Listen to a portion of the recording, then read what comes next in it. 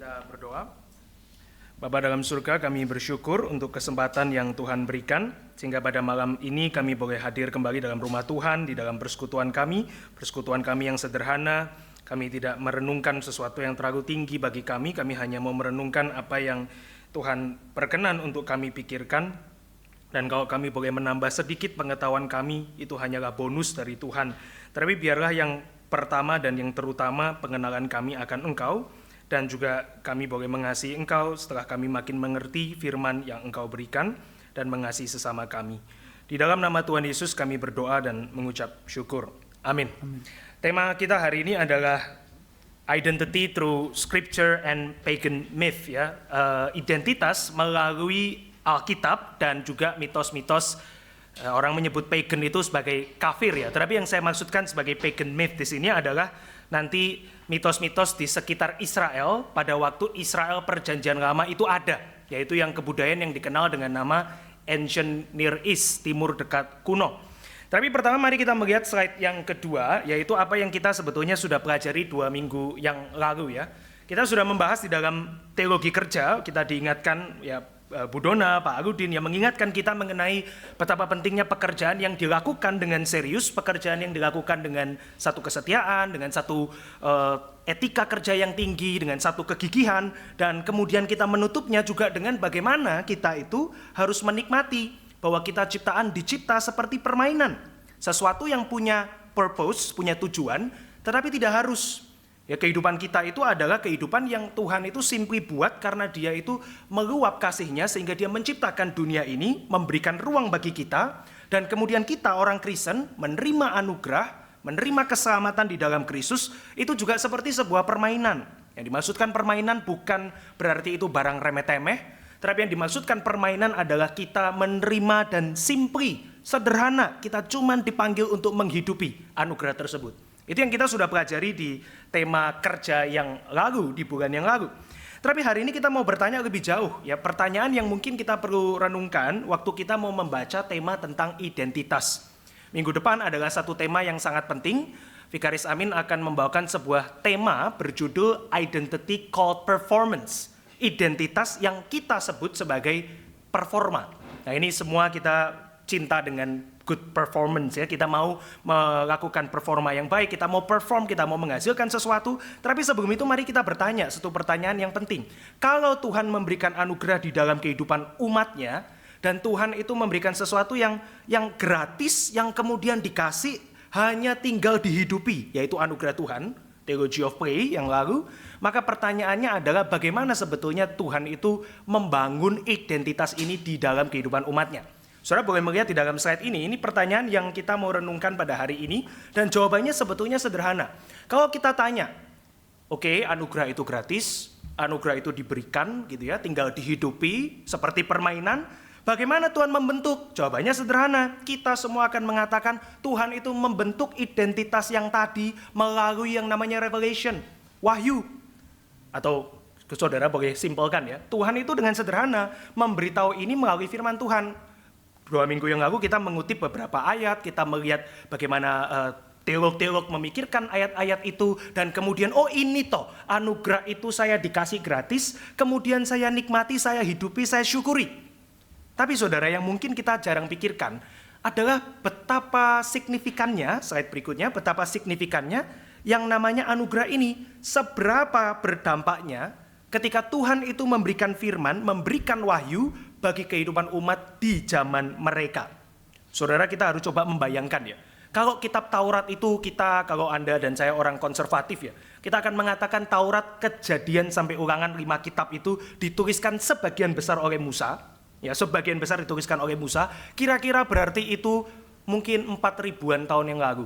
Kalau itu 4.000-an tahun yang lalu, ya, betapa bedanya kehidupan pada zaman itu. Nah, saudara, kita perlu bertanya pertanyaan ini. Seberapa sih besarnya dampak waktu Tuhan itu memberikan firman kepada Musa, yang kemudian dia ulang-ulang kepada bangsa Israel, dia ajarkan kepada bangsa Israel, dan kemudian dia bukukan itu, disalin ulang oleh orang-orang yang mengikut Musa, dibaca, dilafalkan, sampai menjadi sebuah identitas.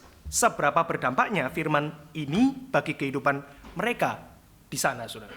Saudara, saya punya 2 kata yang saudara dan saya akan coba untuk going back and forth ya hari ini ya. Yaitu yang pertama ada kata mirip, saudara.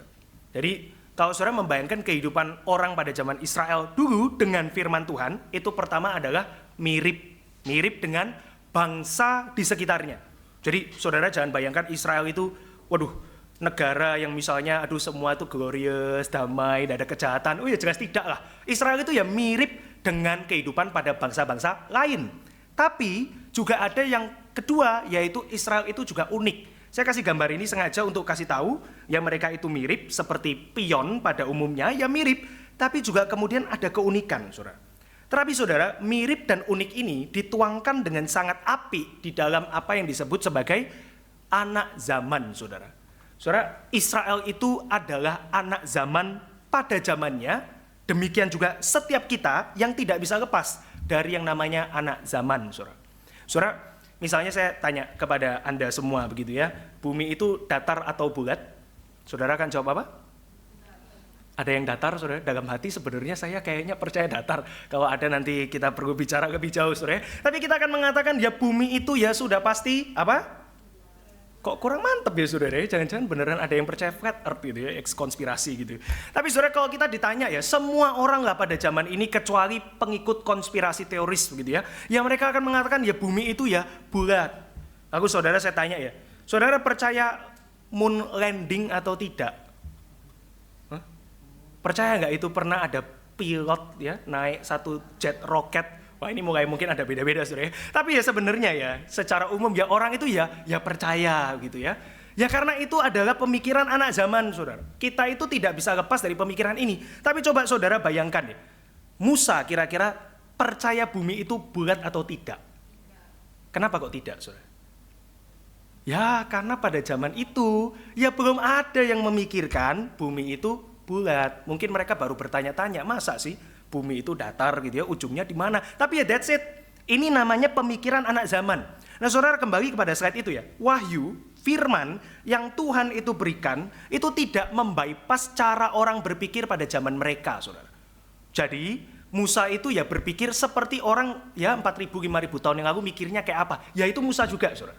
Jadi mereka tidak ada pemikiran mutakhir yang luar biasa ekstrim begitu ya. Oh mereka sudah tahu ada yang namanya bakteri. Ya sudah pasti enggak, saudara. Itu adalah pemikiran modern.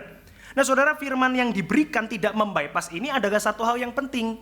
Karena Tuhan itu memberikan firman secara yang namanya bertahap atau progresif, saudara.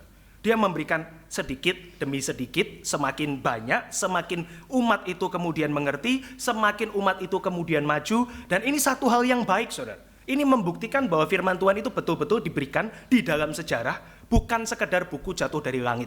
Saudara, ini satu hal yang penting, saudara. Saya kasih satu gambaran, saudara. Yaitu ini satu contoh ya, belum masuk ke dalam identity. Tapi ini satu gambar yang menarik bagi saya, saudara.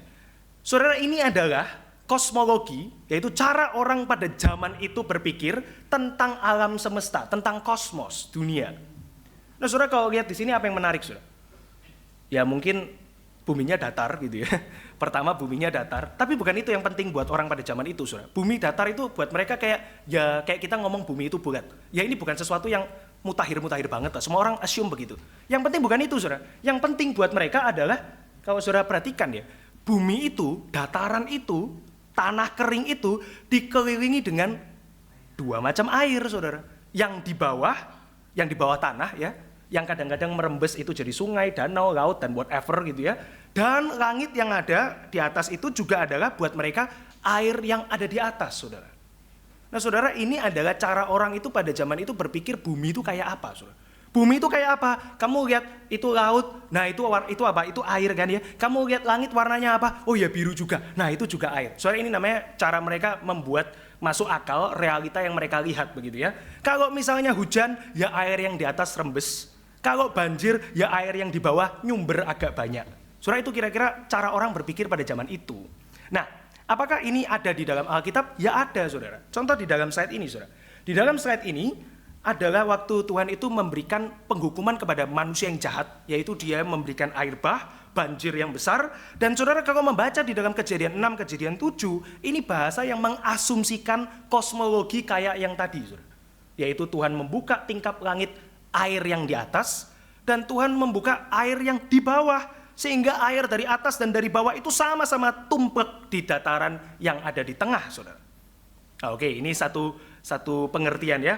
Oh, jadi firman Tuhan diberikan tidak membypass. Tentu saudara hari ini akan mengatakan itu langit warna biru tuh bukan karena air. Ya itu pantulan-pantulan, itu gas mineral ini yang memantulkan ini, itu ada yang namanya itu lapisan-lapisan udara. Tentu saudara itu pengertian modern yang betul.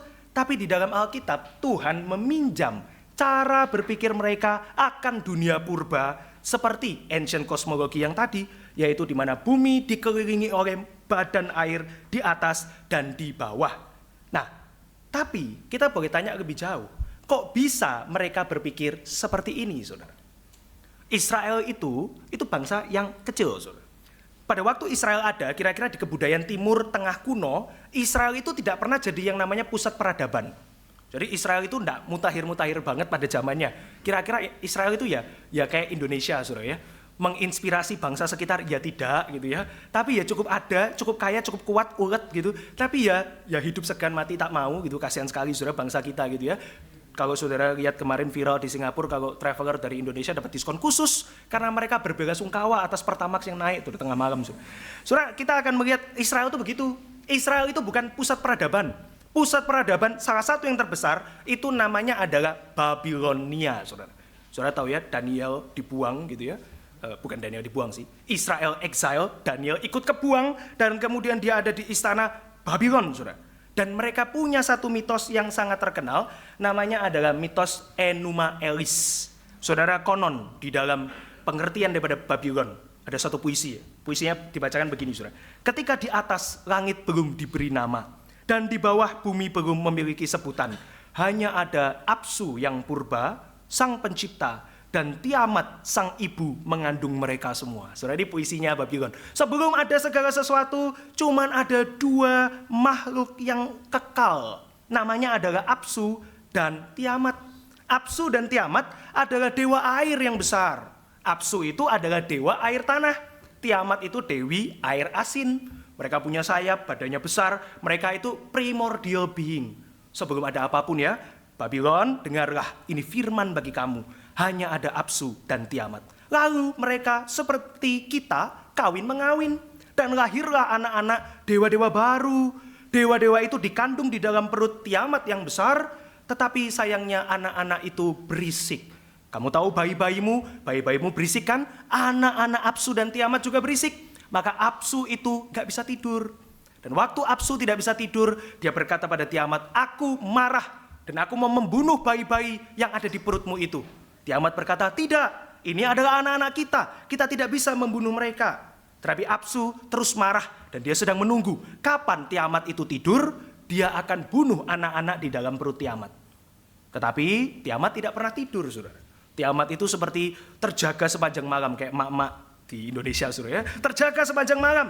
Maka Apsu tidak tahan, dia merencanakan sebuah plot untuk membunuh anak-anaknya. Tetapi ada dewa namanya Ea. Ea ini adalah anak dari Apsu dan Tiamat yang cukup tua dan dia bijaksana. Maka dia berpikir, wah kalau suatu ketika mama kita tertidur, maka papa akan bunuh kita semua. Maka mari kita bunuh papa dulu. Maka anak-anak Apsu dan Tiamat menyusun sebuah rencana, membuat sebuah ramuan, lalu membuat Apsu itu ketiduran, lalu mereka membunuh Apsu dengan bengis. Ternyata Tiamat tetap cinta suaminya dan Tiamat marah. Dia mengatakan, oke, kali ini mama akan perangi anak-anak. Maka Tiamat mulai bikin plot ya. Mereka mau perang nih. Mama sama anak-anak yang banyak. Anak-anak dewa-dewa ini akan melawat mama. Nah ini mama, saudara, mama di kebudayaan Babylon sama mama di kebudayaan Batak sama seramnya, saudara. Mereka ini kuat sehingga dewa-dewa ini mulai takut. Papa, kita berani lawan. Tapi kalau mama, nah ini seram. Maka mereka berunding. Bagaimana caranya kita bisa lawan mama? Mama itu badannya begitu besar. Papa saja kalah kuat. Papa saja kalah kuasa. Maka mereka berunding. Mereka ketemu satu, namanya adalah Marduk. Marduk juga adalah anak, tapi somehow Marduk ini begitu kuat. Dia katanya adalah dewa badai, dia adalah yang punya kekuatan untuk mengalahkan mamanya. Maka mereka memaksa Marduk untuk perang. Ayo kamu yang lawan mama, kamu yang paling kuat di antara kita. Maka Marduk bilang, nggak mau. Kenapa aku harus lawan mama? Ayo kamu lawan. Kalau aku lawan dapat apa? Kalau kamu menang, kita jadikan kamu raja dari semua dewa. Maka Marduk bilang, oke. Dan singkat cerita Marduk perang. dan kemudian Marduk menang. Tapi ada masalah, saudara. Masalahnya adalah badannya mamanya itu gede, gitu ya, gede soro, besar sekali sampai kemudian Marduk bingung. Ini seluruh cakrawala isinya cuma badannya mama. Maka bagaimana caranya menyingkirkan bangkai ini? Oh, caranya adalah kita bagi dua. Marduk bagi separuh badan papa mama yang sudah jadi satu itu, separuh di atas dibikin lengkungan, dan separuh di bawah dibikin lengkungan juga. Sehingga tengahnya jadi kering, dan disitulah alam tercipta. Saudara, ini adalah cara pikir mereka pada zaman itu, saudara. Kok bisa ada air di atas yang kita hari ini sebut langit, begitu ya? Oh, yaitu separuh badan mama purba. Kok bisa ada laut di bawah? Yaitu separuh badan mama yang di bawah. Dulu dibelah oleh Dewa Marduk. Saudara, saya mau tanya ya, kira-kira apakah Israel itu setuju dengan pengertian ini, saudara? Tunggu ya, kita lihat, saudara, slide berikutnya. Baal cycle. Tadi kan namanya Enuma Elis ya. Kebudayaan yang lain, saudara, namanya Baal, kebudayaan penyembah Baal ya. Baal itu juga punya, saudara, cycle-nya dia yang mirip-mirip. Di situ ada dewi laut namanya Yam, dan kemudian ada dewa kekeringan namanya Mot. Nah, saudara, Baal itu adalah juga Marduknya mereka. Baal ini kuat, dewa badai juga, menguasai itu alam, maka dia harus berperang. Tapi dia tidak menceritakan penciptaan ya. Di dalam Baal cycle, umat akan meminta kepada Baal, Baal tolong, ini air terlalu banyak, atau Baal tolong, ini kering terlalu banyak. Maka setiap kali Baal akan perang sama Yam sama Mot. Wah, karena Baal ini kuat, kadang-kadang dia menang. Kalau dia menang, ada musim subur. Kalau dia kalah sama dewa kekeringan, hari itu summer, musim panas. Tapi kalau dia kalah sama dewi laut, hari itu musim hujan, atau kadang-kadang juga winter, dan seterusnya. Ini siklus. Karena mereka dewa, Baal akan bangkit lagi, perang lagi. Nah, tergantung nanti musim yang mana. Saudara, ini cara mereka menjelaskan musim, saudara. Saya mau tanya, saudara, ini masuk akal enggak buat kita, saudara? Ya, of course tidak lah ya, gitu ya. Tapi saudara, Alkitab mengasumsikan pengertian ini. Bahkan kita bisa mengatakan Alkitab menjagakan pengertian ini untuk Tuhan itu bicara sama orang Israel. Saya kasih contoh saudara, di dalam ayat-ayat ini, saudara. Ini sangat dekat dengan Enuma Elis yang tadi. Misalnya Yesaya. Tuhan mengatakan, terjagalah, kenakanlah kekuatan hai lengan Tuhan. Terjagalah seperti pada masa dulu kala, angkatan yang telah lama lalu. Bukankah engkau yang memotong Rahab, nama perjanjian lama untuk naga laut, menjadi kepingan yang menembus naga. Oh, Tuhan potong naga laut yang mana, saudara? Di Kejadian tidak menemukan kita naga laut, tapi Yesaya waktu dia pakai bahasa apokaliptik, bahasa tentang dunia yang makin merosot, kenapa muncul istilah seperti ini? Meskipun di dalam konteks Yesaya, naga itu menggambarkan Mesir, saudara. Tapi kenapa pakai simbolisme naga? Karena orang pada zaman itu, anak zaman familiar dengan yang namanya naga dipotong jadi dua. Nah, itu sekarang simbol Mesir di dalam Yesaya. Saudara bisa lihat di dalam Mazmur, Tuhan pada saat penciptaan mengumpulkan air laut seperti dalam Tehomot, saudara. Seperti di dalam botol, dia taruh samudra, dia taruh ke tempatnya masing-masing sehingga ada tanah kering. Kemudian Mazmur mengatakan, engkau menghancurkan Rahab lagi seperti bangkai. Ayub mengatakan Tuhan melangkah di gelombang-gelombang laut. Bahasa aslinya Tuhan melangkah di kuasa-kuasa laut atau kekuatan-kekuatan laut. Subjek, saudara, yang hidup, saudara, digambarkan seperti itu. Saudara, ini adalah yang saya maksud sebagai anak zaman. Firman menjagakan, mengasumsikan pengertian pada zaman itu untuk kemudian menyampaikan sebuah pesan dari Tuhan. Tapi saudara lihat ya, mirip dan unik, saudara. Misalnya miripnya apa? Fakta bahwa laut menjadi lambang kuasa kekacauan, kuasa kehancuran. Demikian juga naga, monster laut sering dipakai. Simbolisme kekacauan ini jadi bagian sastra kitab suci yang penting di dalam perjanjian lama. Bahkan sampai Wahyu 21. Di dalam Wahyu dikatakan apa? Langit dan bumi yang baru tidak ada laut. Kenapa kok tidak ada laut? Karena laut dipengerti di dalam sastra mereka sebagai kuasa kehancuran, saudara. Ini mitos yang Alkitab adopsi sebagai cara untuk menyampaikan kebenaran. Tapi unik, saudara, karena di dalam Alkitab ada perbedaan yang jelas, karena kita tidak menemukan ada peperangan pada kekacauan, Tuhan tidak melawan siapapun. Di dalam Kejadian Tuhan cukup berfirman, saudara. Ini sesuatu yang sangat aneh pada zaman itu. Semua mitos mengasumsikan ada banyak dewa yang perang, tetapi Tuhan di dalam Kejadian mengatakan pada mulanya ya hanya Roh Allah saja yang melayang-layang. Tidak ada apapun yang lain selain daripada Allah. Saudara, ada mirip dan juga ada unik. Sekarang kita tanya, saudara, bagaimana kemudian mitos-mitos purba ini menempatkan hidup manusia? Kira-kira seberapa valuable, saudara? Kembali ya, kita mulai dari Enuma Elis yang tadi, saudara. Saudara, di dalam kisah itu, bagaimana Marduk itu kemudian menciptakan manusia? Sebetulnya bukan Marduk ya, Marduk dan Ea, dewa kebijaksanaan yang adalah mungkin kakaknya dia.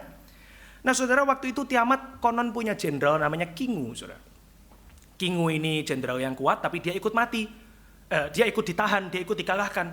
Maka waktu dia mau dieksekusi, Marduk yang sekarang jadi raja dari para dewa, ada konsili dewa datang kepada Marduk dan bilang, kami nggak mau kerja kayak dulu.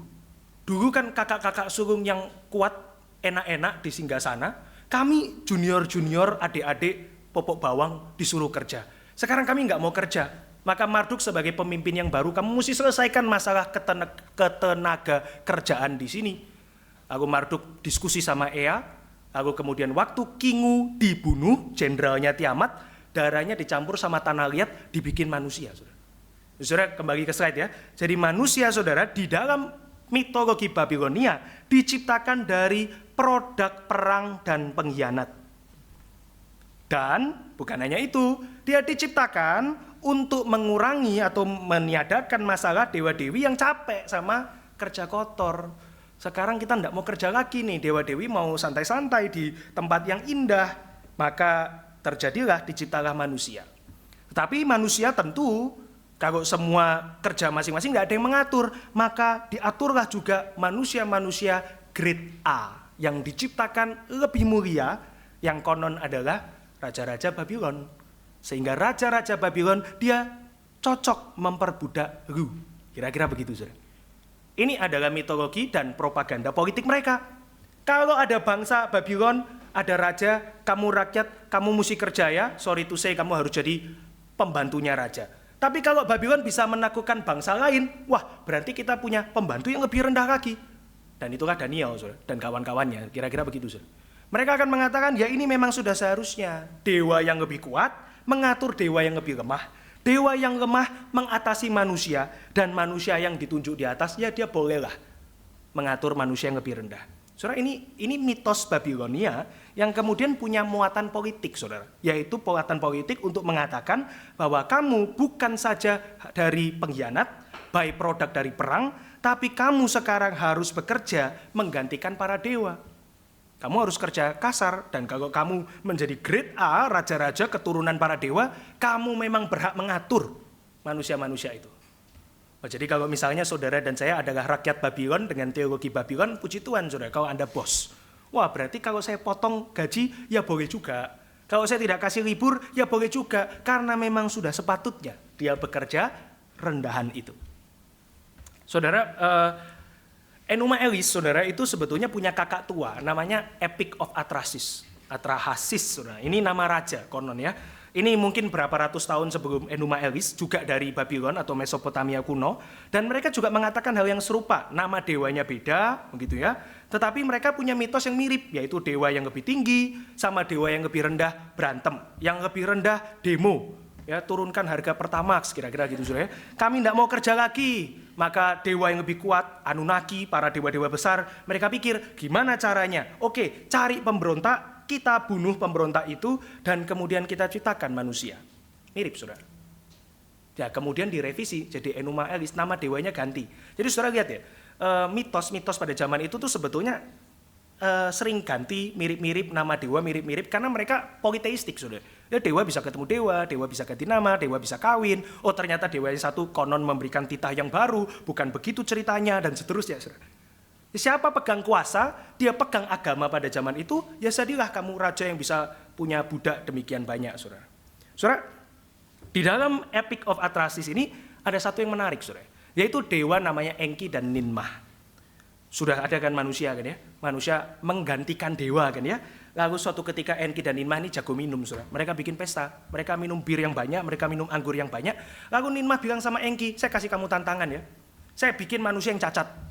Saya bikin yang enggak punya mata, yang enggak punya kaki, yang enggak punya tangan, yang kepalanya peyang, A, B, C, D, E, F gitu ya.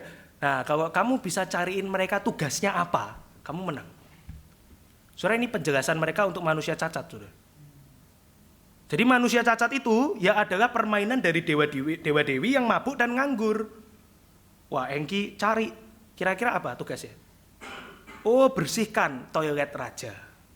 Oh, bersihkan kuda raja. Engki cari begitu, saudara. Saudara bayangkan, saudara, pemimpin pada masa itu. Terus ini firman Tuhannya, ya, kalau kamu adalah orang yang cacat, sorry, pekerjaanmu mesti lebih rendah. Kamu mesti nilai lebih bawah lagi. Kalau bisa kamu yang, nggak ada yang bisa kerjakan, kecuali cuman kamu yang bisa kerjakan. Nah ini saudara, kebudayaan Babylon tetangganya Israel. Kira-kira begitu saudara. Nah saudara, di dalam kisah ini juga ada kisah air bah. Ini muncul di epos Atrahasis dan juga Gilgamesh Epic yang lebih terkenal saudara. Mirip-mirip juga saudara. Tapi bedanya air bah, by the way, older than Israel ya, lebih tua dari Kejadian pasal 6. Itu juga ada kisah air bah. Tapi beda, saudara. Di situ dewa namanya Enlil keberisikan. Saudara.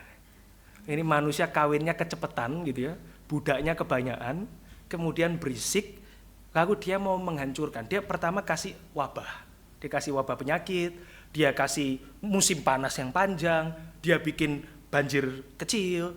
Tapi kok somehow manusia ini nggak mati-mati gitu ya, hidup terus.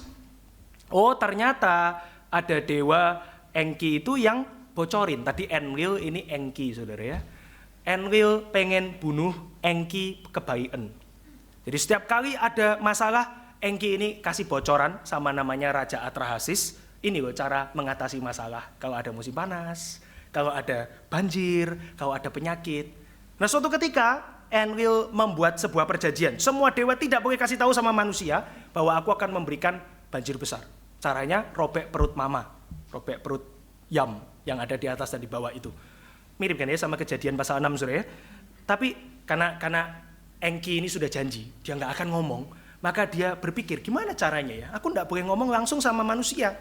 Maka konon waktu Atrahasis lagi tidur, dinding gubuknya berbicara, dinding gubuk saudara. Muncul suara dari dinding gubuknya Atrahasis untuk suruh dia bangun bahtera. Mirip ya sama Kejadian pasal 6 ya, lebih tua loh ini. Mirip saudara. Nah saudara nanti jangan goncang iman gitu ya, kita akan come back to it. Tapi saudara ini fakta loh, ini lebih tua, prasastinya itu ada saudara. Lebih tua dari kebudayaan Israel saudara. Oke, maju lagi saudara ya. Ini namanya nyanyian Kumarbi saudara. Song of Kumarbi. Yang ini tidak terlalu banyak bisa didapatkan, tapi ini konon dari tradisi Het. Saudara tahu di Alkitab ada orang-orang Het ya, orang Hitit saudara ya, orang-orang kulit hitam kalau tidak salah, dan mereka itu punya Song of Kumarbi. Jadi bukan bicara kitab yang panjang sekali, tapi mereka punya nyanyian. Nyanyian itu menjelaskan dulu itu ada dewa-dewa yang paling kuat. Pertama kalau tidak salah namanya Anu. Lalu Anu dia bikin pendamping namanya Kumarbi. Ini budaknya dia. Lalu Kumarbi gigit alat kelamin Anu. Lalu Kumarbi jadi dewa yang lebih kuat. Lalu Kumarbi yang sudah mengalahkan Anu dengan menggigit alat kelaminnya melahirkan dewa badai namanya Teshub. Saudara notice gak? Muncul terus ya dewa badai itu penting ya. Maka Yesus menenangkan badai itu penting saudara buat orang pada zaman itu. Saudara Teshub kemudian jadi dewa yang paling besar dan lalu dia beranak pinak, termasuk dia membuat manusia. Dan Teshub ini usil, dia suka kawin sama manusia. Itu kenapa ada monster-monster gitu ya. Teshub ini suka bikin urusan-urusan manusia nih ngaco. Nah ini mirip sama, atau konon diyakini para ahli, mirip atau menginspirasi Greek mythology ya. Kronos ya, dibunuh sama Zeus, Hades dan seterusnya. Ini mirip saudara. Ini Het lebih tua dari Greek mythology, saudara. Lebih tua dari itu.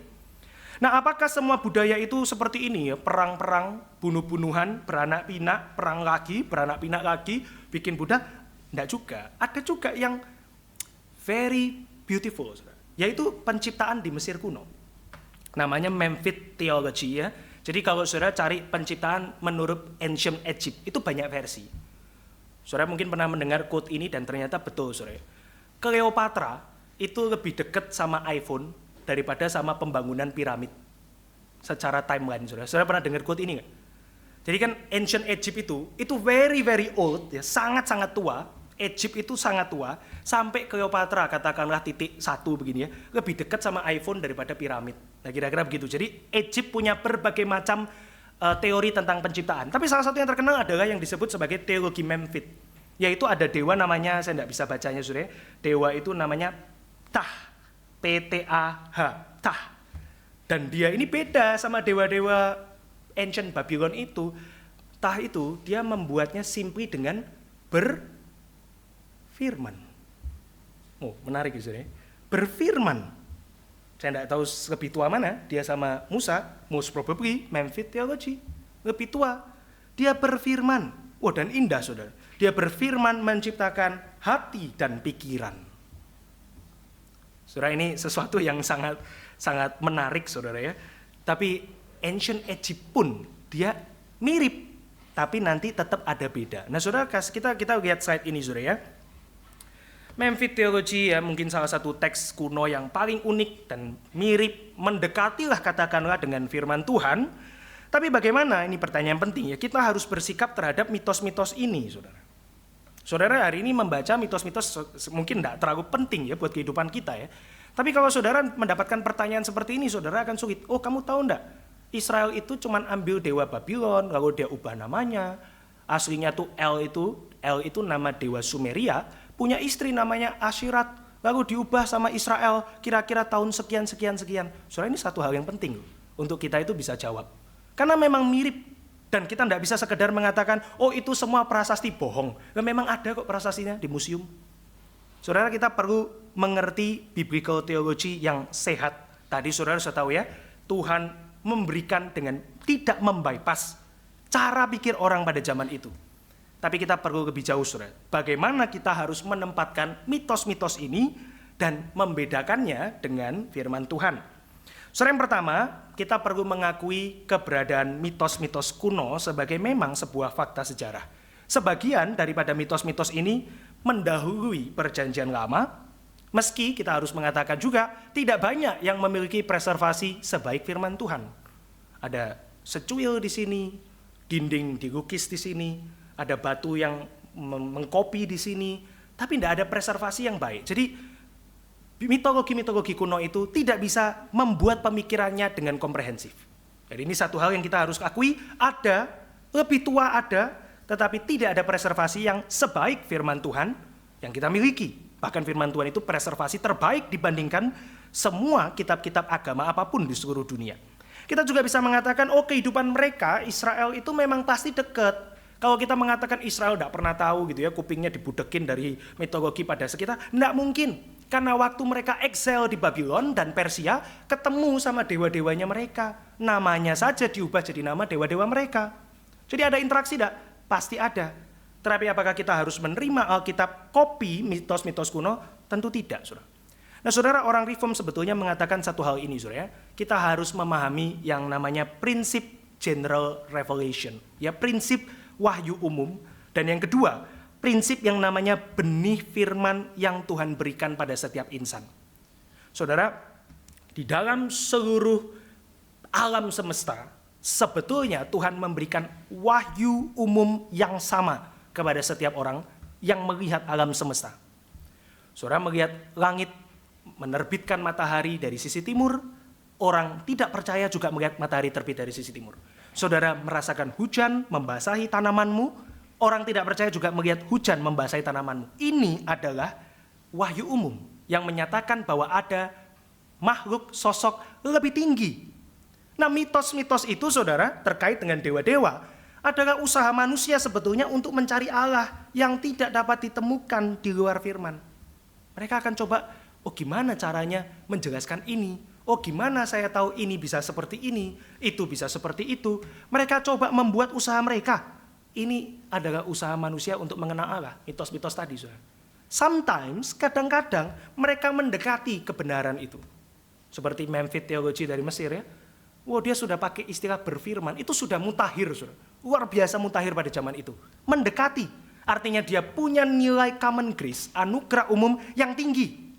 Saya bukan ahli dari filsafat Asia ya, tapi kalau Anda misalnya mendengarkan Pak Tong menjelaskan itu ya, filsafat Asia, sebagian dari filsafat Asia bahkan lebih jauh lagi, saudara. Dia mengerti yang namanya firman. Firman yang juga adalah subjek, saudara. Ini sudah dekat banget. Tapi saudara kita bisa melihat mereka tetap tidak bisa mengenal Allah di luar anugerah dari Tuhan. They may come close, very close bahkan. Karena mereka mendapatkan wahyu umum, mereka mendapatkan benih firman, tapi mereka tidak akan benar-benar bisa mengenal Allah. You may come close as you can get gitu ya.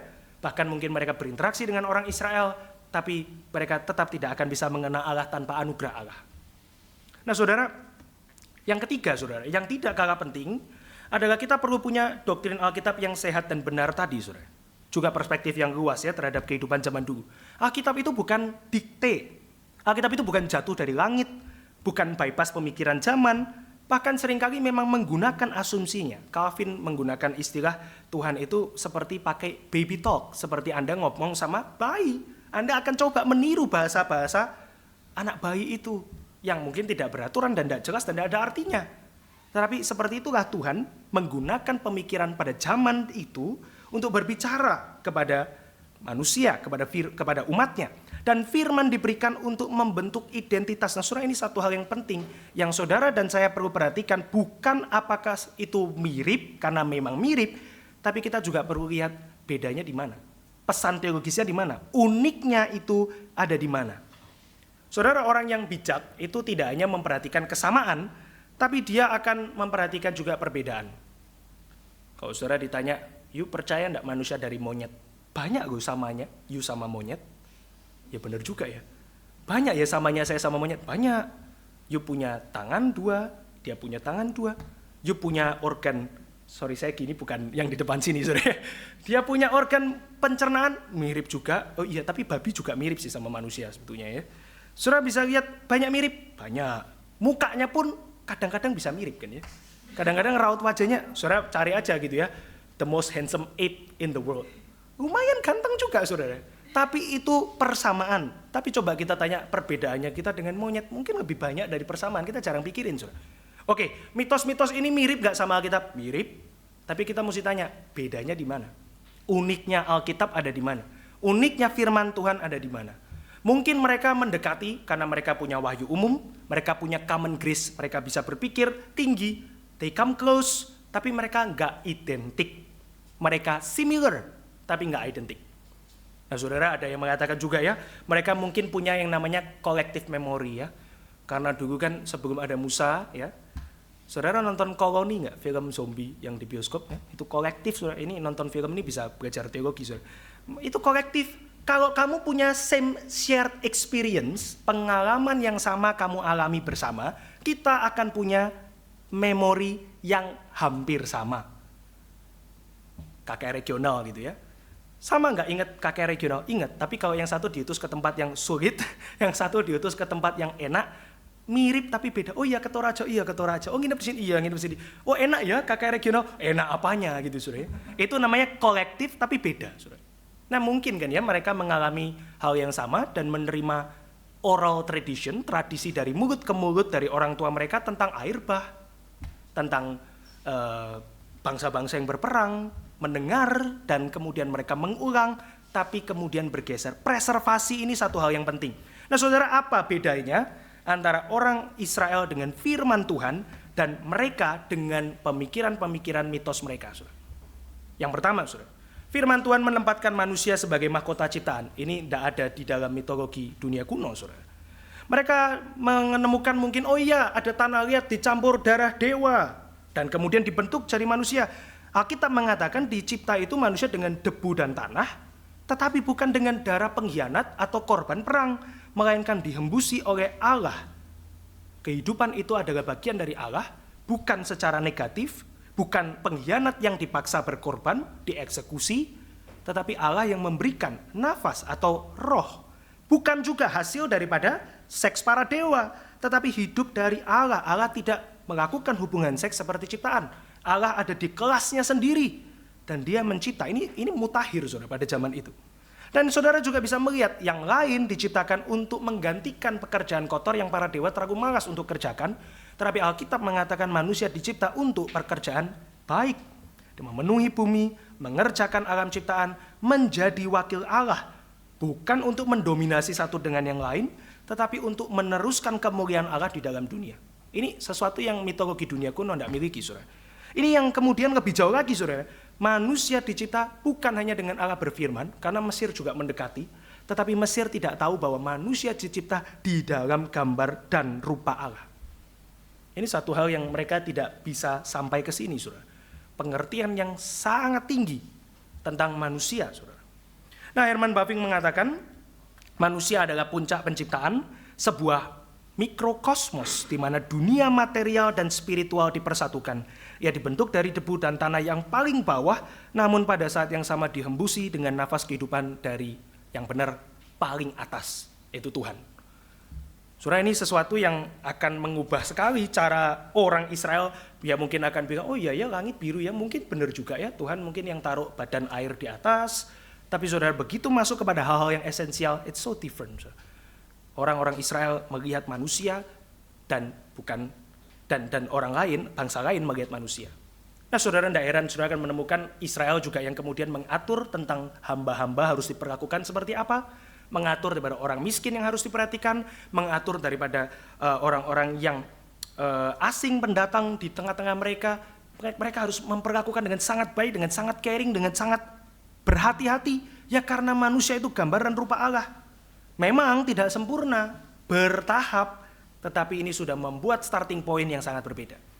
Yang kedua, saudara, kalau dewa-dewa lain menjelaskan masalah-masalah manusia adalah dari iseng, cacat produksi, Alkitab mengatakan tidak. Masalah memang ada karena pemberontakan manusia dan dosa mereka. Ya ini beda sekali, saudara. Yang tadi iseng dewanya, main-main lagi mabuk, seperti manusia ya, kalau lagi mabuk dia membuat sebuah kekacauan, dewa-dewa juga begitu.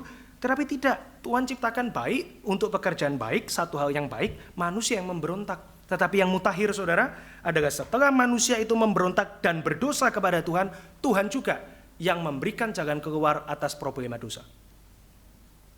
Ketika para dewa akan meninggalkan ciptaan yang defect, yang cacat, dia akan tidur, dia akan berpaling, dia akan simply tutup kuping. Tuhan memilih untuk memberi jalan keluar yang akan menyakitkan tanda kutip bagi dirinya. Dia akan memutuskan untuk masuk ke dalam dunia ciptaan. Dia menyediakan keselamatan, dia memberikan janji, dia mengikat dirinya dengan manusia, dengan umat yang seperti Israel yang juga tidak baik-baik amat. Ia memanggil dan menjadikan Israel itu sebagai bangsa yang seperti kebun anggur kesayangan dia, yang dia rawat, dia jaga, dan puncaknya ia sendiri masuk dalam cerita debu dan tanah ini. Saudara, ini sesuatu yang dari kejadian, kitab kejadian, itu sudah mulai siapkan. Saudara. Dunia kuno dijelaskan di kejadian 1 sampai 11.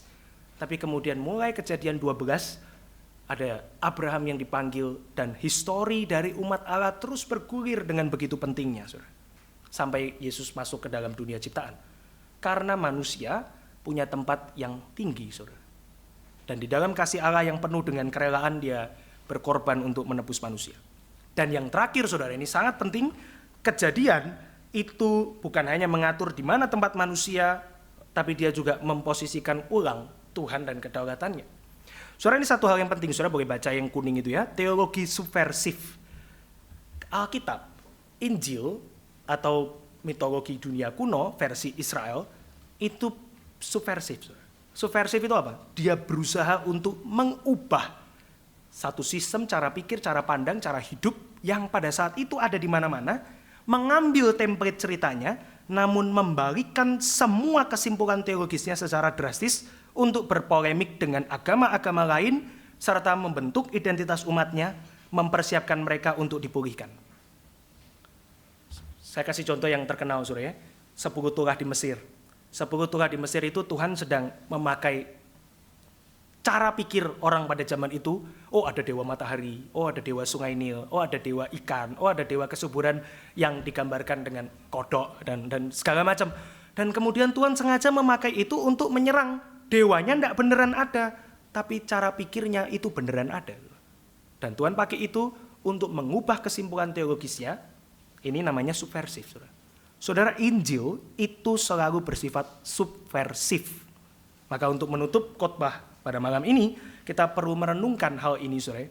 Menurutmu, apa mitos jahat hari ini yang melekat di sekitar kita? Apa mitos yang hari ini ada di sekitar kita? mitos yang kita percayai, mitos yang dunia ini percayai, dan bagaimana Injil menjadi subversif kepada mitos-mitos tersebut. Pada zaman itu orang berpikir, oh dewa perang. Pada zaman itu orang berpikir, oh dewa berhubungan seksual seperti manusia. Pada zaman itu orang berpikir, oh manusia nggak ada artinya, cuman permainan para dewa. Dan teologi Injil dari kitab pertama di dalam Alkitab melawan itu. Hari ini Injil akan melawan juga mitos-mitos tentang kehidupan kita. Oh manusia itu cuman bernilai kalau dia bisa bekerja. Kalau dia bisa menghasilkan uang, itu ada nilainya. Oh manusia itu kalau papanya brengsek, pasti anaknya juga brengsek. Ini juga adalah sebuah mitos. Oh manusia begini, manusia begitu. Ada banyak mitos yang baru hari ini. Bagaimana Injil akan subversif terhadap mitos-mitos itu? Ini yang nanti kita akan diskusikan di akhir. Mari kita berdoa. Bapa di dalam surga, kami bersyukur karena kami melakukan survei singkat terhadap mitos-mitos dunia kuno, di mana Engkau pernah berperang melalui firman-Mu, membentuk identitas umat-Mu terhadap mitos-mitos dunia kuno yang merendahkan ciptaan-Mu. Kami berdoa ya Tuhan, kiranya pada hari ini upaya kami tidak sia-sia, kami boleh memikirkan bagaimana dunia hari ini juga punya mitos yang kami juga harus perangi. Melalui Injil, kami tidak berperang dengan tubuh fisik kami, tetapi kami berperang melalui Injil yang kami yakini harus pertama-tama mengubah kami. Maka Tuhan bekerjalah pada diskusi kami nanti, dan kiranya Tuhan memberkati diskusi pada malam ini. Di dalam nama Tuhan Yesus kami berdoa. Amin.